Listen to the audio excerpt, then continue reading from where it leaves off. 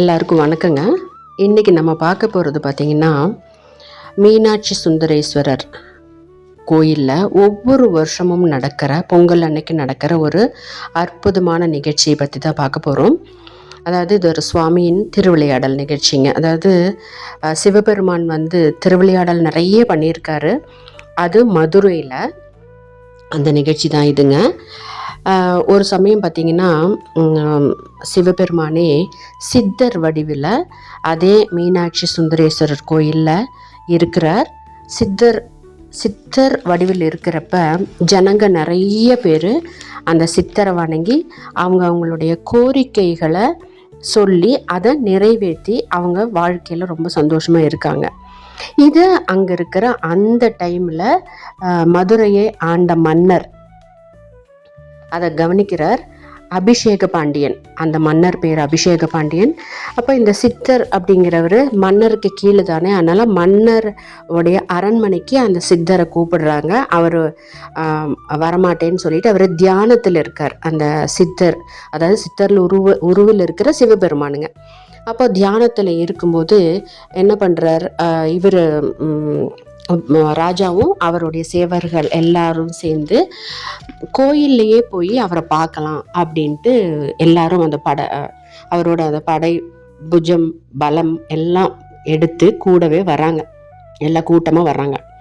அபிஷேக பாண்டியன் இந்த சித்தர்கிட்ட சித்தர் தியானத்தில் இருக்கிறனால அந்த அவரோட தியானத்தை கலைக்கிற மாதிரி இவங்க அந்த சேவகர்கள் அவரை அடிக்கிறதுக்கு, அவரை உணர்த்துறதுக்கு அப்படியே கையை ஓங்குறாங்க. கை அப்படியே அந்தரத்துல நிற்கிதுங்க. அந்த கை ஆடாமல் அசையாமல் அவங்க கை மூவ் பண்ண முடியாமல் நிற்கிதுங்க. அவங்க அப்படியே ஆச்சரியப்பட்டு போகிறாங்க. அப்போ என்ன நடக்குதுன்னா, ஒரு ஆச்சரியமான விஷயம் நடக்குது. இந்த சத்தத்தையும் இந்த ஆர்ப்பாட்டத்தையும் கேட்ட சித்தர் கண் விழிக்கிறார். அந்த பாதுகாவலர்கிட்ட சொல்கிறார், நான் சித்தன், எனக்கு எல்லாம் தெரியும் அப்படிங்கிற மாதிரி அவர் சாந்தமாக சொல்கிறார். அப்போது நம்ம அந்த மன்னர் என்ன சொல்கிறார், உங்களுக்கு அந்த அளவுக்கு சித்தர் மூலமாக உங்களுக்கு அந்த அளவுக்கு அதிசயங்கள் பண்ண முடியும் அப்படின்னா, இங்கே இருக்கிறங்கிற கல் யானையை ஒன்று காட்டுறாருங்க.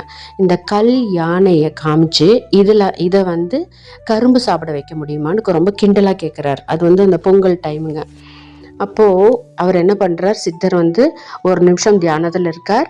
தியானம் முடிஞ்சு அந்த கரும்பு எடுத்து அந்த யானைக்கு கொடுக்குறாங்க. அந்த கல் யானை உயிர் பெற்று அந்த கரும்பை வாங்கி சாப்பிடுதுங்க.